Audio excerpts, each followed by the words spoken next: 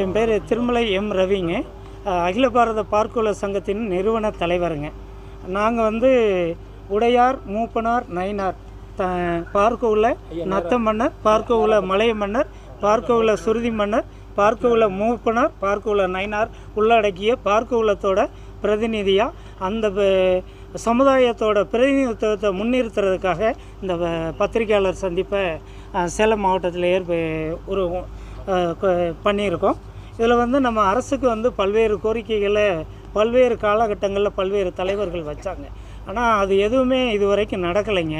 இப்போ பார்க்க உள்ளத்துக்குன்னு பார்த்திங்கன்னா பார்க்க உள்ள மக்கள் அதோட இப்போ திராவிட கட்சிகளோட வைரத்துங்கிற சார் ஏடி பன்னீர்செல்வம் உடையார் தான் நீதி கட்சியோட ஸ்தாபகர்களில் ஒருத்தர்.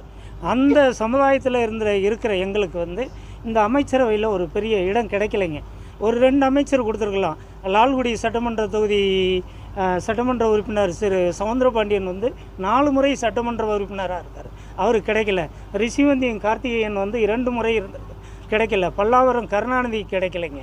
அப்படி எங்கள் இதில் 4 சட்டமன்ற உறுப்பினர்கள் இருந்தோம். அவங்களுக்கு எந்த விதமான வாய்ப்புகளையும் இந்த தமிழ்நாடு அரசாங்கம் கொடுக்கல, எந்த அரசுகளும் கொடுக்கல. புரட்சித்தில் எம்ஜிஆருக்கு பின்னாடி யாரும் அதை பெரிய அளவில் எங்கள் சமுதாயத்தை மதிக்கவும் இல்லை, அவங்களுக்கு எதுவும் பண்ணலை. அதனால் இந்த அரசாங்கத்தோட இன்றைக்கு முதலமைச்சர் தளபதி மு.க. ஸ்டாலின் அவர்கள் எங்களோட பிரதிநிதித்துவத்தை இந்த டைமில் இந்த அமைச்சரவையிலே எங்களுக்கு கொடுக்கும்.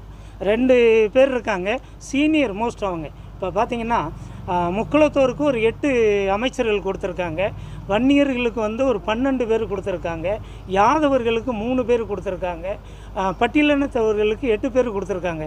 ஏன் 80 லட்சம் மக்கள் தொகை கொண்ட பார்க்க உள்ளத்துக்கு 2 அமைச்சர் பொறுப்பு கொடுக்கக்கூடாது?